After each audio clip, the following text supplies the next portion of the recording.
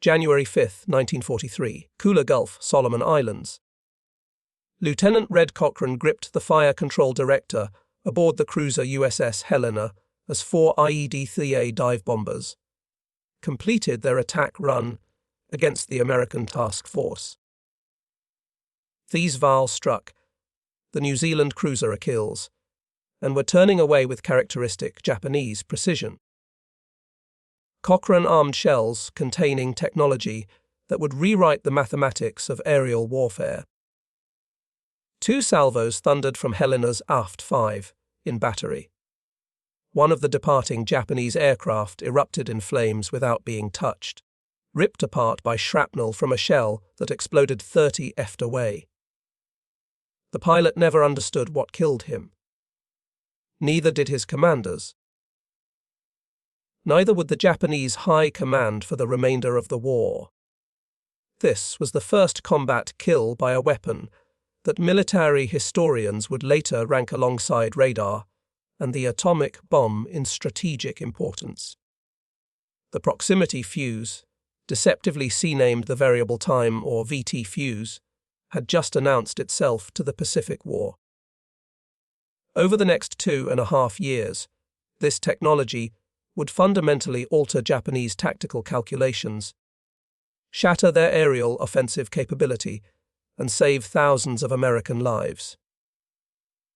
The transformation began not with brilliance, but with a fundamental problem that had plagued anti-aircraft gunners since aircraft first became weapons of war.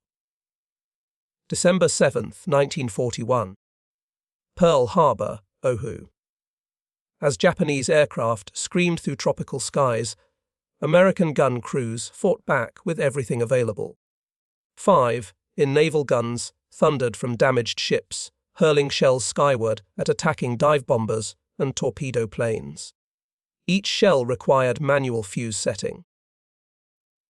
A sailor turning a wrench against a clockwork mechanism while enemy aircraft dove through defensive fire. Most shells exploded harmlessly in empty sky, their preset timers detonating them seconds too early or too late. Some never exploded at all. Others fell back to Earth, their contact fuses still armed. In Honolulu, 9 mi from the harbor, shells weighing 55 lb crashed through roofs, detonated in streets, tore through buildings. The Hayasaki family died when a 5-inch shell flew through their restaurant window during breakfast service. Father Jitsuo, sons Jackie and Robert, daughter Shirley, and nephew George perished instantly along with 7 young men eating at the Cherry Blossom restaurant. 3-month-old Janet Yumiko became the youngest casualty when a shell struck her home, killing her, her mother, and her aunt.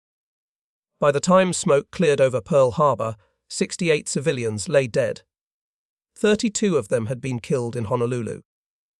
Specifically not by Japanese bombs, but by improperly fused American anti-aircraft shells landing in the city. The tragedy illustrated with brutal clarity the inadequacy of existing technology against modern aircraft. The mathematics were unforgiving. Traditional anti-aircraft fire required 3 pieces of perfect information, executed in sequence under combat conditions. First, optical rangefinders had to calculate exact distance to a target moving at 300 mabuif, potentially through smoke, clouds, or tropical sunlayer. Second, height-finding equipment had to estimate altitude against fast-moving targets that could climb or dive at will.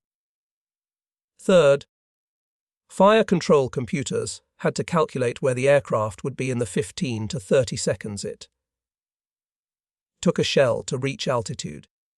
A sailor then manually set a clockwork time fuse. The shell was loaded, the gun fired, and the fuse mechanism counted down. If all calculations were perfect, if the aircraft maintained course and speed, if the mechanical fuse functioned correctly, the shell would explode near the target. The odds of destroying an aircraft were approximately 1 in 2,500 rounds fired under ideal conditions. In combat with multiple targets maneuvering through defensive fire, the odds dropped catastrophically. The problem had existed since the First World War, but became critical as aircraft evolved. In 1918, aircraft flew at 90 mph at altitudes below 15,000 ft. By 1940, modern fighters exceeded 400 mph at altitudes above 30,000 ft. The gap between gunnery technology and aerial performance had widened into a chasm. The British discovered this reality facing German dive bombers over Dunkirk. Ships lacked space for additional guns. More ammunition consumed limited magazine space. Better fire control helped, but could not overcome the fundamental limitation of time fuses, requiring perfect prediction of an aircraft's future position. August 1940, the Department of Terrestrial Magnetism, Carnegie Institution, Washington, D.C., Dr. Merle Anthony Tuve received an impossible assignment from the National Defense Research Committee. Born in South Dakota, educated at the University of Minnesota and Johns Hopkins, Tuve had spent his career exploring the physics of the ionosphere using radio waves. In 1925, working with Gregory Britt, he had pioneered techniques measuring the reflection of radio waves from the ionosphere to map its structure. This work laid the theoretical foundation for radar. When the committee approached him about developing a proximity fuse for artillery shells, he understood immediately that radioisotopics might provide the solution. The British had shared preliminary research during the TISAD mission, concluding that while a proximity fuse might work in rockets or bombs, the forces involved in artillery made it impossible. A5 in shell experienced acceleration of 20,000 times the force of gravity when fired. No electronic device could survive such forces. Certainly not the delicate vacuum tubes that formed the only available electronic components in 1940. Tuve proposed something different. A miniature radio transmitter and receiver no larger than a pint milk bottle installed in the nose of an artillery shell. The transmitter would broadcast continuously. As the shell approached a target, radio waves would reflect back. The frequency of the reflected signal would shift due to the Doppler effect. When the frequency shift reached a predetermined level indicating proximity to the target, an electronic circuit would close, sending current to a detonator that would explode the main charge. Simple in concept, impossible in execution given the technology of 1940. The project-designated Section T of the National Defense Research Committee began on August 24, 1940 with Tuve as chairman and a handful of researchers in a laboratory at the Carnegie Institution. Their first challenge was identifying what components a working fuse required. A radio transmitter capable of operating at frequencies that would provide usable Doppler shift. A receiver sensitive enough to detect reflected signals from an aircraft several hundred feet away. An electronic amplifier to boost the received signal. A circuit to compare transmitted and received frequencies and detect Doppler shift. A power source that could provide sufficient voltage and current. A detonator triggered by the electronic circuit. Safety mechanisms to prevent premature detonation. All of this had to fit inside a space approximately 8 in long and 2 in diameter. Every component presented problems that seemed insurmountable. Vacuum tubes, the only electronic amplifying devices available in 1940, were fragile glass envelopes containing delicate filaments and electrodes.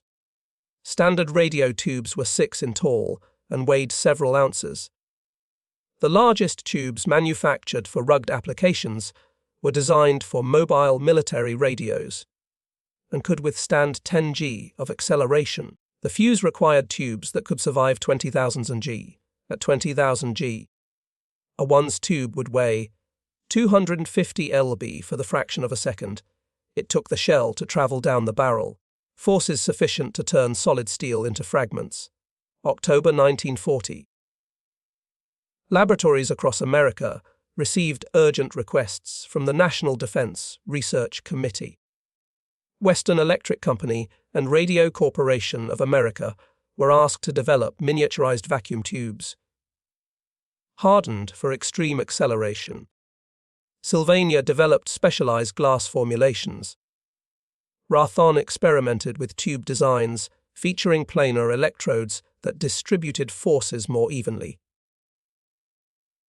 Engineers discovered that conventional assembly techniques produced tubes that shattered instantly under high acceleration.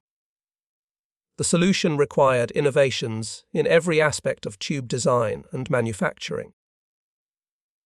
Glass was modified with additives that increased strength while maintaining the vacuum seal necessary for tube operation. Internal components were embedded in shock-absorbing materials. Electrode structures were redesigned using spot welding techniques that created mechanical bonds capable of surviving extreme stress.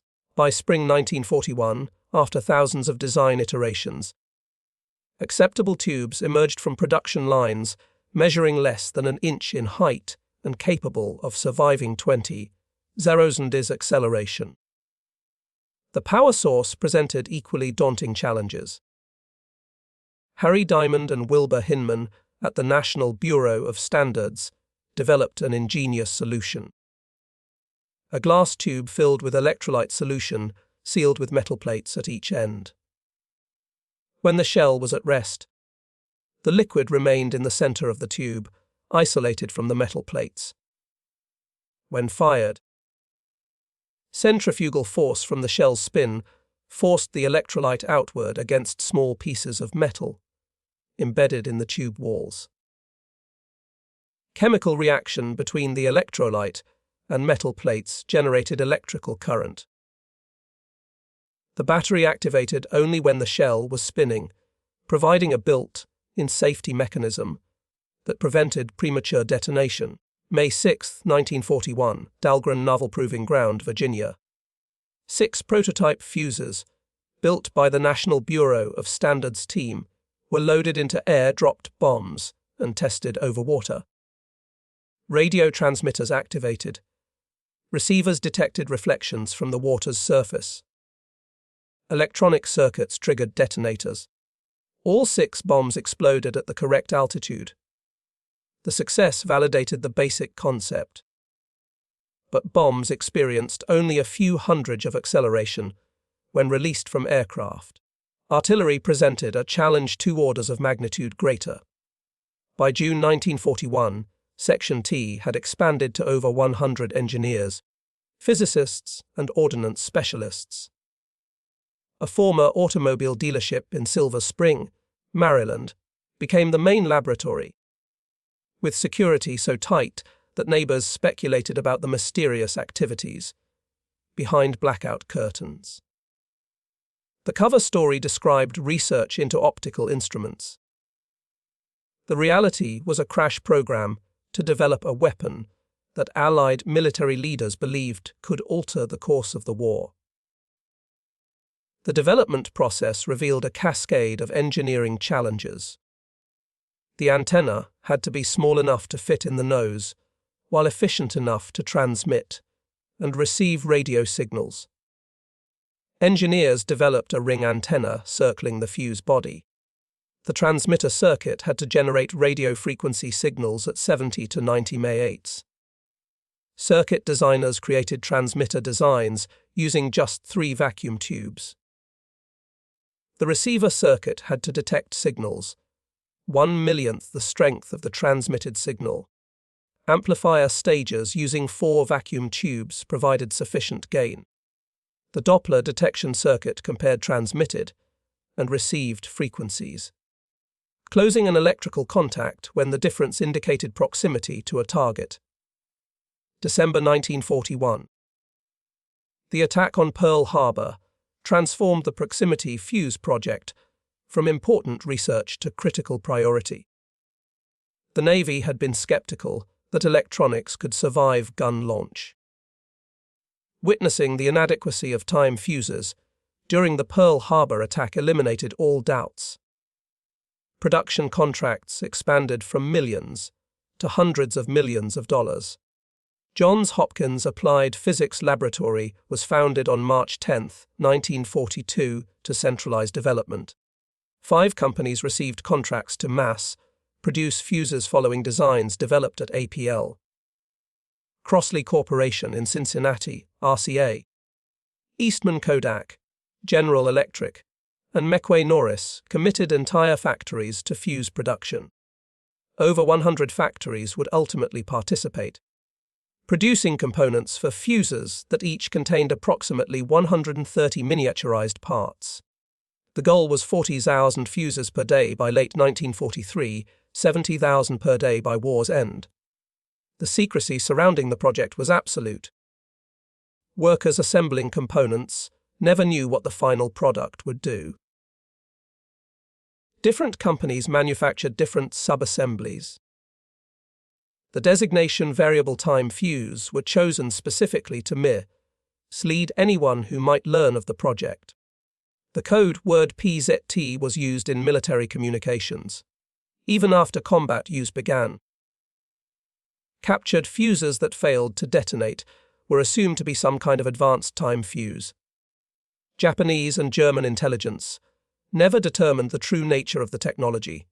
August 12, 1942, Chesapeake Bay, Virginia. The cruiser USS Cleveland conducted the first comprehensive test of production, proximity fuses against drone aircraft. 3 radio-controlled target drones were launched to simulate aerial attack. Cleveland's 5 in guns required fewer than 10 rounds to destroy all 3 aircraft on the first day of testing. Naval authorities cancelled the remainder of the 2-day test schedule and immediately authorized mass production and fleet deployment. In tests over the previous 2 years, time-fused shells scored hits requiring an average of 200-500 rounds fired per aircraft destroyed. Proximity-fused shells destroyed aircraft with dramatically fewer rounds, demonstrating 25-fold improvement in effectiveness. Production accelerated through fall 1942. The first combat-ready fuses reached fleet units in October. The cruiser Helena received 500 rounds of proximity-fused 5 in ammunition carefully distributed to prevent accidental disclosure if the ship was damaged. Instructions emphasized that proximity fuses were to be used only over water, where duds would sink beyond enemy recovery. Gunners were trained but not told how the fuses functioned. Initial fleet reaction ranged from skepticism to curiosity. The morning of January 5, 1943, resolved all doubts. Lieutenant Cochrane's salvos destroyed 1 Vald dive bomber and damaged a second. The gun crews had achieved aerial kills without perfect prediction of target position, without manual fuse setting, without the complex calculations that had limited anti-aircraft effectiveness since the technology's inception. Word spread through the fleet immediately. Ships that had received proximity fuses began using them in every engagement. Cruisers, destroyers, and battleships reported kill ratios far exceeding anything achieved with time fuses. Enemy pilots noticed something had changed but could not understand why. By March 1943, 25% of all anti-aircraft ammunition issued to the Pacific Fleet contained proximity fuses. These rounds accounted for over 50% of all Japanese aircraft destroyed by naval gunfire. Proximity fuses proved 3 times more effective per round than conventional time fuses under identical conditions against fast-moving targets in night engagements. The advantage increased to 7-fold. Ships previously defended by walls of steel that relied on volume of fire could now achieve aerial kills. with a fraction of the ammunition expenditure. The effectiveness of proximity fuses triggered Japanese tactical changes that Allied intelligence observed, but could not fully explain. Japanese aircraft began attacking from higher altitudes, sacrificing bombing accuracy to remain outside effective range.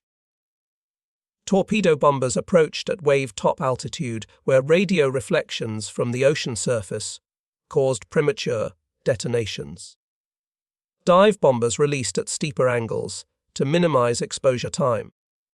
These adaptations reduced Japanese strike effectiveness while failing to restore the advantage they had enjoyed earlier in the war. American ships continued to shoot down Japanese aircraft at rates that made conventional attacks unsustainable. Admiral William Halsey credited proximity fuses with fundamentally changing the balance of power. Japanese torpedo bombers had been particularly effective in night attacks when visual tracking was difficult and time. Fuses were nearly useless. With radar detection and proximity fuses, ships could engage aircraft effectively in total darkness. During 1943, despite using proximity fuses in only 25% of ammunition expended, over half of Japanese aircraft destroyed by anti-aircraft fire were killed by proximity fused shells. October 1944, the Philippines. Japanese forces facing inevitable defeat implemented a strategy that would test American defenses to the breaking point. Special attack units, officially termed Shinpu Tokubetsu Kekitai, but known universally as kamikaze, began deliberate suicide attacks against American ships. The first organized kamikaze attacks struck during the Battle of Lee Gulf. The tactic was born from desperation and Japanese recognition that conventional attacks had become ineffective. Experienced pilots had been systematically destroyed over 2 years of attrition. Replacement pilots received minimal training, insufficient for bombing and torpedo attacks that required precision.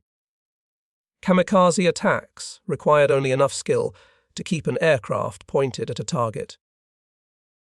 Proximity fuses proved essential against kamikaze attacks, though their effectiveness was complicated by the nature of the threat.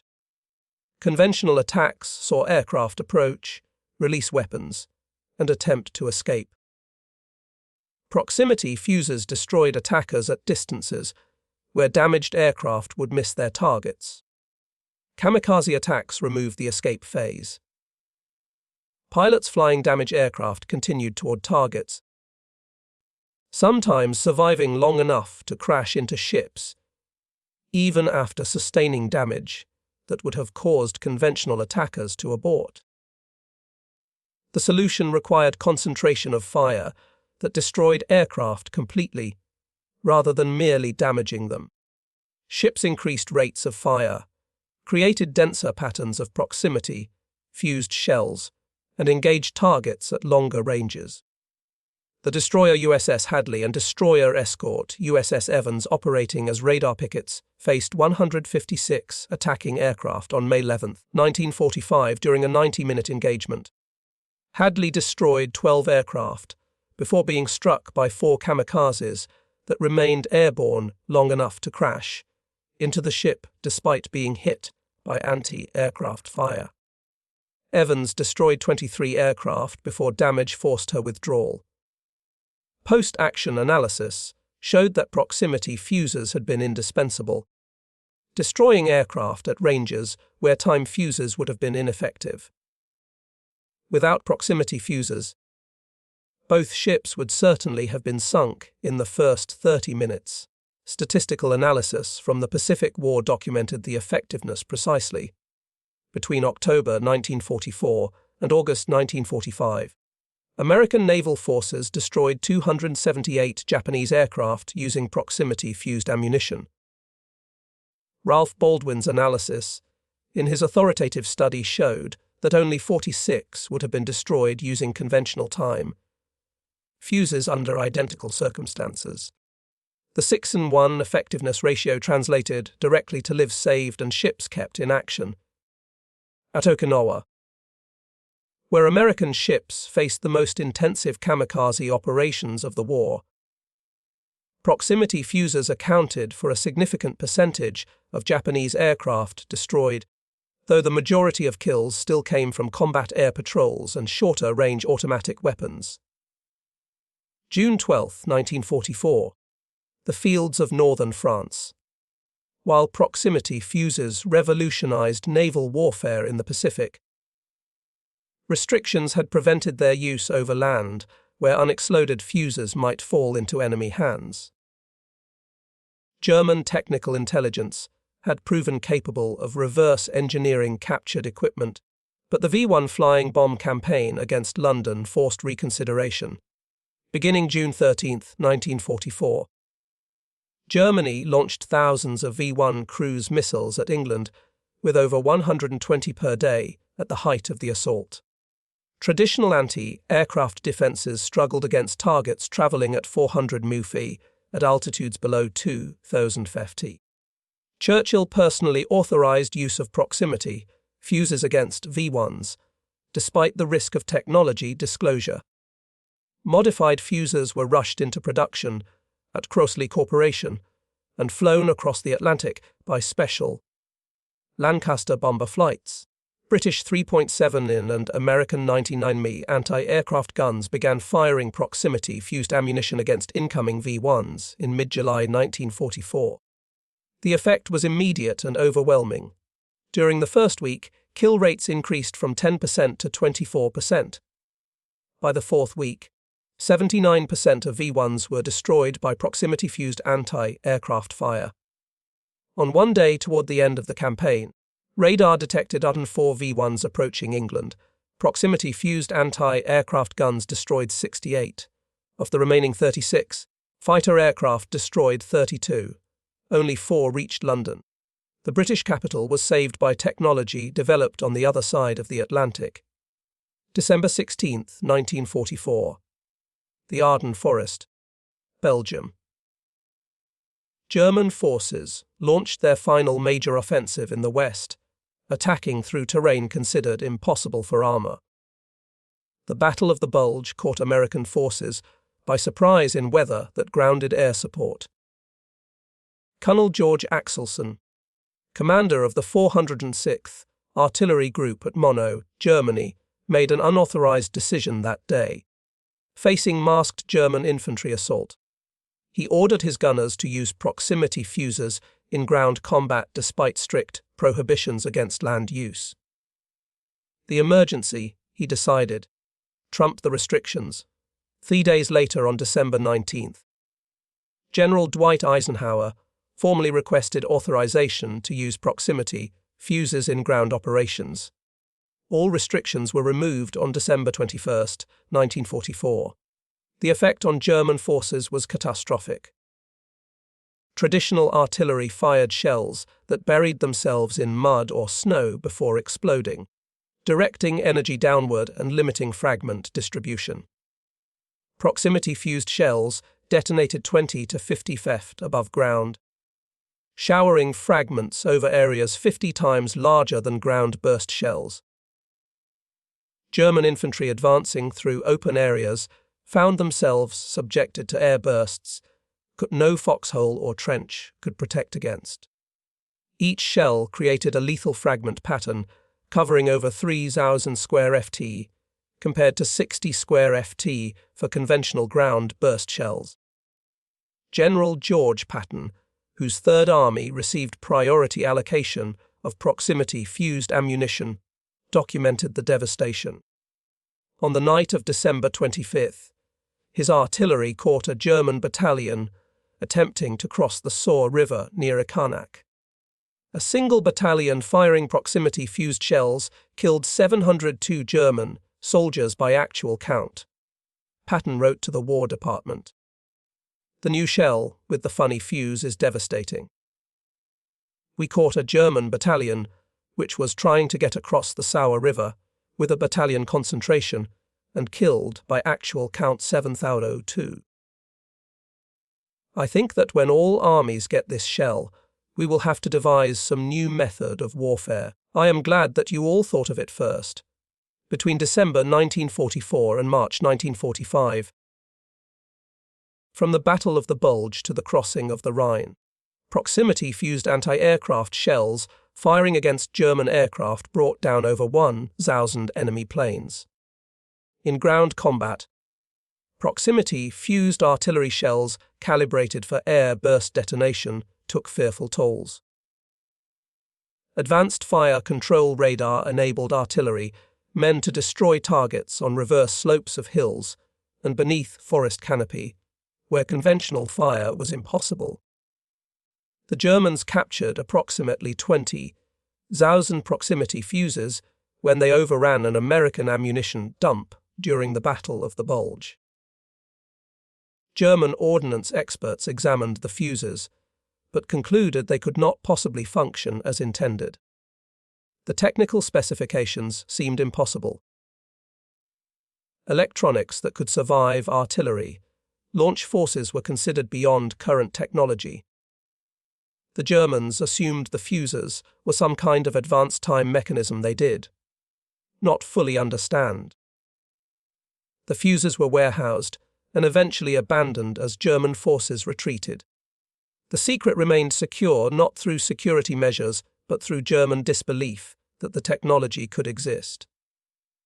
March 1945, Awimmer Bonin Islands. American forces preparing to assault the heavily defended island faced concentrated anti-aircraft and shore battery positions. VT proximity fuses were modified for use in bombs dropped from aircraft. The fuses detonated several feet above ground, creating air bursts over enemy positions. B-24 Liberator bombers dropped proximity-fused bombs on Japanese anti-aircraft positions before Marines landed. The results exceeded expectations. Airburst detonations caught Japanese gunners in the open and destroyed equipment that would have remained undamaged by near-miss ground bursts. By August 1945, over 22 million proximity fuses had been manufactured at a cost exceeding 100 billion in 1940s currency. Each fuse contained 130 miniaturized electronic components. The supply chain involved 87 firms using 110 factories. Crossley Corporation, RCA, Eastman Kodak, General Electric, and McQuay Norris served as primary assembly contractors with over 2,000 suppliers providing components. At peak production, the American electronics industry manufactured 70,000 fuses daily. The cost per fuse dropped from $732 in 1942 to $018 by 1945 as production techniques improved and economies of scale took effect. Secretary of the Navy James Forrestal stated after the war that the proximity fuse helped blaze the trail to Japan, noting that without the protection this device provided to surface ships, the westward advance could not have been so swift, and the cost in men and ships would have been immeasurably greater. Admiral Arleigh Burke, who served as Chief of Staff to Admiral Mark Mitchell, commanding fast carrier task forces, recalled that all 5 in ammunition in 1945 was fitted with proximity fuses, and those fuses knocked down enemy planes by the dozens, preventing ship losses and casualties that would have been enormously larger without this technology. British Prime Minister Winston Churchill noted that proximity fuses made in the United States proved potent against the V-1 rockets that assailed Britain in 1944. The Japanese never fully understood why American anti-aircraft effectiveness had increased so dramatically after early 1943. Post-war interrogations of Japanese military officials revealed that most believed Americans had developed superior fire control radar or had integrated aircraft detection with gun directors in ways Japan could not match. Some Japanese engineers speculated about radio-controlled shells, but dismissed the concept as technically impossible, given the forces involved in gun launch. The idea that individual shells could carry miniaturized radar systems seemed beyond credible technology. This failure of imagination allowed the proximity fuse to remain operationally secret throughout the war. The human cost of Japanese failure to develop equivalent technology is substantial. Japanese naval aviation lost over 12,000 aircraft in combat during the war. Documented evidence shows proximity fuses accounted for destroying several hundred of these aircraft directly through anti-aircraft fire. Each aircraft represented not just material loss, but trained air crew impossible to replace. The death of experienced pilots in 1943 and 1944, Japan to commit poorly trained replacements who fell victim to American defenses at unsustainable rates. By 1945, Japan resorted to kamikaze tactics, partly because conventional attack methods had proven ineffective against American ships equipped with proximity-fused ammunition. The broader impact of proximity-fused technology extended beyond World War II into modern military development. The techniques developed for miniaturizing electronics and hardening components to survive high acceleration became foundational for subsequent advances. Missile guidance systems, space exploration, and modern artillery all benefited from innovations pioneered by the proximity fuse program. The concept of distributed intelligence, where individual munitions carry sophisticated sensors and processors, traces directly to VT fuses. Modern smart munitions that can sense targets, discriminate between targets, and optimize detonation represent evolution of principles established between 1940 and 1945. Dr. Merle Tuve, returning to the Carnegie Institution after the war, rarely spoke publicly about his role developing proximity fuses. When details were finally released, Tuve deflected personal credit, emphasizing the contributions of hundreds of engineers and thousands of production workers who transformed theoretical concepts into millions of reliable fuses. His modesty understated his essential leadership in a program that War Department officials ranked second only to the atomic bomb in strategic importance. Without his insight that radio proximity detection could be miniaturized sufficiently for artillery shells, without his persistence through early failures when success seemed impossible, the proximity fuse would have remained a theoretical concept rather than combat reality. The production achievement equaled the technical accomplishment. Manufacturing 22 million proximity fuses, each containing 130 precision components, required industrial organization on unprecedented scale. Over 100 factories had to coordinate delivery of components matching specifications measured in thousandth of an inch. Supply chains had to deliver vacuum tubes, batteries, and electronic components from hundreds of specialized suppliers, all synchronized to keep assembly lines operating at capacity, at 70,000 fuses per day. Production required approximately 9 billion total electronic components over the course of the war. The proximity fuse stands alongside radar and penicillin as one of a handful of technologies that materially affected World War II's outcome. Unlike radar, whose development occurred in multiple countries, the proximity fuse resulted from deliberate application of existing knowledge to a specific problem. Dr. Tuve and his team at Section T identified what needed to be done, determined how to accomplish it, and executed a program that achieved operational capability in under 3 years. This focused approach to weapons development became the model for Cold War military research. The Manhattan Project developing atomic weapons followed similar organizational patterns. Post-war missile programs adopted the same structure of university laboratories, industrial contractors, and military oversight. The legacy of those 20 WWII rated fuses extends beyond their combat effectiveness into how nations organize scientific talent for military objectives. How industries manufacture precision electronics at scale, and how seemingly impossible technical challenges yield to sustained effort backed by adequate resources. The miniaturized vacuum tubes that seemed impossible in 1940 became routine by 1945. The precision manufacturing that required specialized technicians became automated as production techniques advanced.